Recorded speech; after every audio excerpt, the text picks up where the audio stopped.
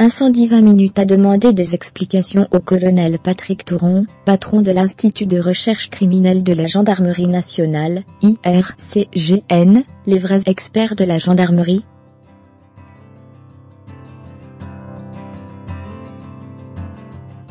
Le feu ravage le sud de la France.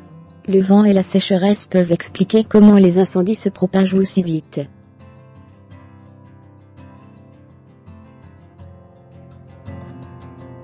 Reste à savoir comment ils ont démarré. Leur origine est-elle accidentelle? Criminelle? Pour commencer leur enquête, les gendarmes doivent attendre que l'incendie soit entièrement éteint, explique à 20 minutes, le colonel Patrick Touron, patron de l'Institut de recherche criminelle de la gendarmerie.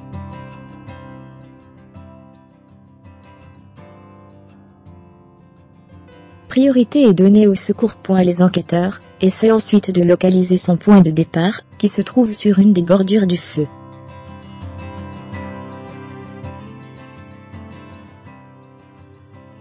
Au commencement, l'incendie a la particularité de ne pas être trop intense. Puis il se propage dans le sens du vent, ou de la pente.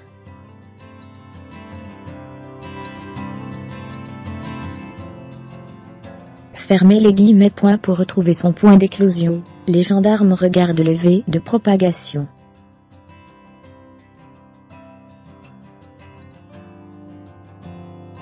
En effet, plus il se propage, plus il s'élargit.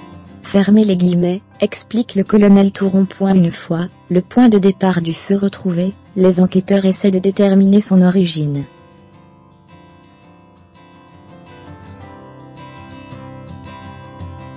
Sur place, ils cherchaient notamment à savoir si des habitants pratiquent l'écobuage.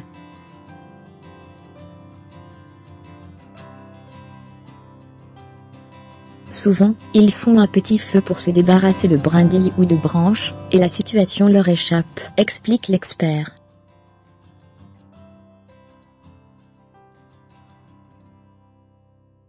Avec le vent, ils n'arrivent pas à contenir le départ de l'incendie. Fermez les guillemets. Les gendarmes se rapprochent aussi des pompiers ou des agents de l'Office national des forêts, ONF, qui connaissent les endroits où les gens font des barbecues, ou qui servent de rendez-vous pour les amoureux.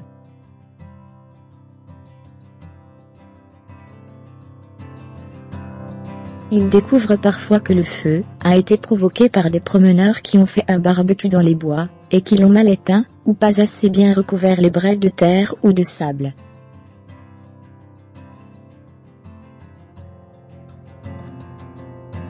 L'incendie peut aussi être causé par un mégot de cigarette mal éteint. Souvent, les enquêteurs constatent que le feu est parti d'un fossé, près d'une route.